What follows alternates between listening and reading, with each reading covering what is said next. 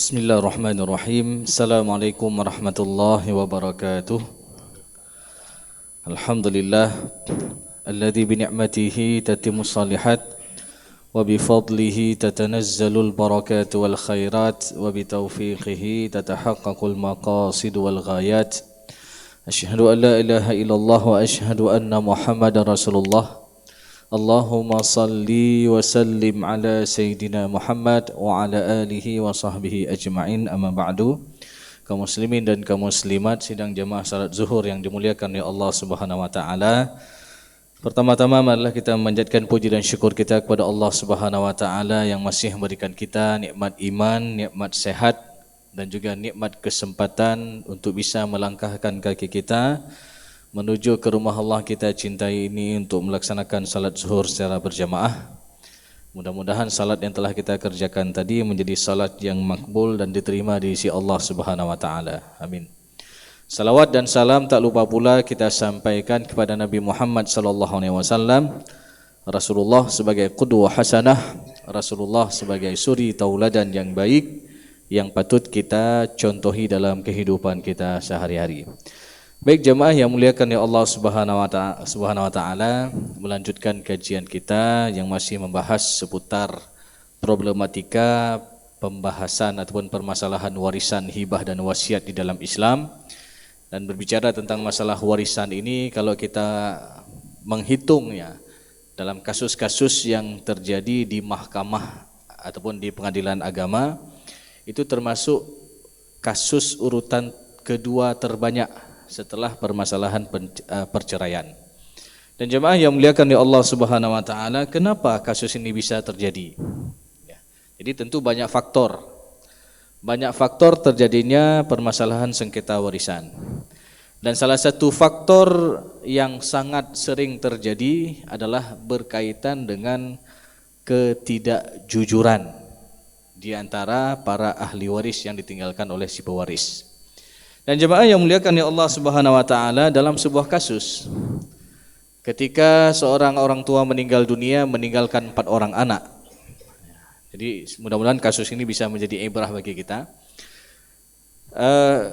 Dari 4 orang anak yang ditinggalkan ini semua masih hidup anak-anaknya, dan setelah 6 bulan kematian orang tuanya, salah satu ahli waris mengatakan ini harus dibagikan harta peninggalan orang tua karena tidak ada alasan untuk menangguhkan karena anak-anaknya sudah besar semua. Dan ketika diinventarisir harta peninggalan almarhum,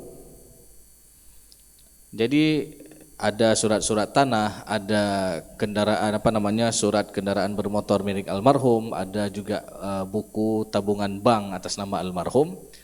Nah, yang menariknya jemaah yang muliakan ya Allah Subhanahu wa taala, dari buku bank peninggalan dari atas nama almarhum ini, ketika di print out rupanya ada transaksi yang terjadi setelah tanggal kematian. Tentu ini menjadi sebuah hal yang bertanya-tanya di antara ahli waris, ini siapa yang buat? Karena kalau secara aturan perbankan, ketika mereka ingin mengambil ataupun melakukan transaksi atas nama almarhum orang tuanya, itu harus ada surat penetapan ahli waris dari Mahkamah Syariah. Sedangkan penetapan ahli waris ini belum dibuat oleh ahli waris. Nah, jadi setelah ditelusuri rupanya ada transaksi yang digunakan dengan ATM atas nama milik almarhum, yang mana ini menunjukkan bahwasannya ada di antara ahli warisnya yang mengetahui PIN daripada ATM yang ditinggalkan oleh almarhum orang tuanya. Namun ketika duduk musyawarah jamaah yang muliakan ya Allah Subhanahu wa taala, apa yang terjadi? Tidak ada satupun di antara mereka yang mengaku. Semua bilang enggak ada. Saya enggak ambil, saya tidak tahu nomor PIN-nya dan lain sebagainya. Dan tentu ini ada indikasi bahwasanya adanya ketidakjujuran di antara ahli waris. Karena secara fisik itu ATM-nya ada di rumah. Enggak mungkin dilakukan oleh pihak ataupun orang lain. Dan jemaah yang muliakan ya Allah Subhanahu wa taala, tentu berbicara tentang masalah kejujuran ini menjadi suatu hal yang penting yang seharusnya dimiliki oleh seorang mukmin. Karena ketika kita melihat di dalam surat At-Taubah ayat 119, Allah Subhanahu wa taala berfirman, "Ya ayyuhalladzina amanu Jadi ayat ini ditujukan khusus bagi orang-orang yang beriman. Ya ayyuhalladzina amanu ittaqullaha, bertakwalah kalian, wa kunu ma'as shadiqin, dan jadikanlah kalian bersama orang-orang yang jujur, orang-orang yang benar. Jadi khitab ayat ini ditujukan untuk orang-orang yang beriman agar mereka bertakwa kepada Allah Subhanahu wa taala dan mereka bisa menjadi orang-orang yang jujur, yang benar. Dan tidak hanya itu jemaah yang muliakan ya Allah Subhanahu wa taala, kalau kita mau mendalami bacaan suratul Fatihah yang setiap hari kita baca minimal sehari semalam sampai 17 kali kita ulang-ulang, apa yang kita minta dalam suratul Fatihah? Ihdinas siratal mustaqim. Ya Allah, tunjukilah kami selalu ke jalan yang lurus. Siratal ladzina an'amta alaihim, yaitu jalan-jalan yang telah Engkau berikan nikmat ke atas mereka. Tentu menjadi sebuah pertanyaan, siapa itu orang-orang yang telah Allah berikan nikmat? Ayat ini ditafsirkan dengan ayat yang lain yang terdapat dalam Al-Quran, tepatnya dalam surat An-Nisa ayat ke-69. Jadi kalau kita baca tafsir itu ada tafsir Quran bil Quran. Jadi Al-Quran menguraikan apa yang makna Al-Quran itu dalam ayat yang lain, Quran bil Quran. Nanti juga ada tafsir Quran bil hadis dan lain seterusnya. Dan ayat yang kita bacakan tadi, ihdinas siratal mustaqim siratal ladzina an'amta alaihim. Jadi ayat ini ditafsirkan dengan surat At-Taubah ayat ke-69 di mana Allah Subhanahu wa taala berfirman, "Wa may yuti'illaha wa rasulahu", barang siapa yang beriman kepada Allah dan Rasulnya, fa ulaika ma'al ladzina an'ama Allahu alaihim, maka mereka bersama dengan orang-orang yang telah Allah berikan nikmat ke atas mereka. Siapa itu orang yang telah Allah berikan nikmat? Minan nabiyyin, yang pertama adalah para anbiya, para nabi-nabi. Was-siddiqin, yang kedua orang yang telah diberikan nikmat itulah orang-orang yang jujur, orang-orang yang benar. Was-siddiqin. Wasyuhada, orang-orang yang syahid. Was-salihin, dan orang-orang yang saleh. Wa hasuna ulaika rafiqa, dan itulah orang-orang yang orang-orang yang baik untuk kita berteman, ya. Maka jemaah yang muliakan ya Allah Subhanahu wa taala, bicara orang-orang telah Allah berikan nikmat ke atas mereka itu termasuk orang-orang yang jujur. Maka perihal dalam kasus tadi, kalau misalkan ada di antara ahli waris yang jujur saja, misalkan salah seorang ahli waris mengatakan, sebenarnya saya yang ambil, karena saya waktu itu perlu sekali uang untuk anak masuk sekolah dan lain sebagainya. Nah, lalu kalau dia jujur ketika itu, maka sudah aman. Insya Allah ahli waris yang lain juga enggak marah. Oh, karena kondisi mendesak. Lalu konsekuensinya apa? Nanti ketika pembagian harta warisan akan dikurangi bagian dia dari bagian yang telah dia ambil tadi. Tapi yang jadi masalah karena gengsi tadi jemaah yang muliakan ya Allah Subhanahu wa taala. Karena juga dalam sebuah ungkapan disampaikan bahwasanya qulil haqqa walau kana murran. Sampaikanlah yang hak, yang benar walaupun itu pahit. Ya, walaupun itu pahit, tapi kita harus menyampaikan yang benar, yang jujur. Dan jemaah yang muliakan ya Allah Subhanahu wa taala, tentu bukan hanya dalam kasus yang kita contohkan tadi berkaitan dengan masalah warisan itu saja. Banyak contoh-contoh yang lain, termasuk ada di antara ahli waris yang mengatakan, misalkan rumah ini dulu sudah diwasiatkan kepada saya, sedangkan ahli waris yang lain enggak ada yang tahu. Ini juga banyak terjadi, ya. Sehingga ini jadi permasalahan. Benar enggak ini ada diwasiatkan untuk orang tersebut?